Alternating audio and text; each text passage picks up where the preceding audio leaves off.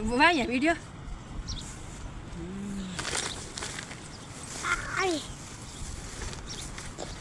गाँव में काटा है मैंने घास। उल्टा पे है उल्टा पे उल्टा था बनी सा, उल्टा था, उल्टा करके पहना।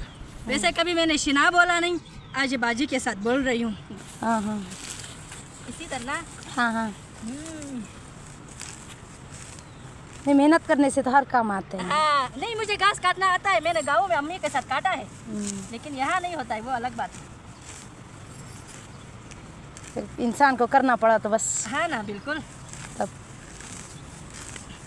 भूल नहीं गई हूँ, काटना आता है। हाँ ये देखो, सिर्फ ये हमारी जुबान में कहते हैं ना, हाँ कट छचरू थे, वो वाला वो वाला करती हूँ, लेकिन मैं स्पीड करती हूँ।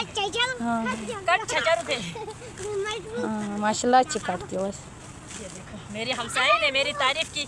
आप लोग देखने वाले बताओ, ये क्यों लड़ते हो? उठो, मैं घास काट रही हूँ। हाँ हाँ अच्छी है, अच्छी हो माशाल्लाह, अच्छी काटती हो। हाँ, ये देखो, जितना तुम काबिल हो, काम भी ऐसा काबिल है। नहीं, मैंने गाँव में अम्मा के साथ काटा है।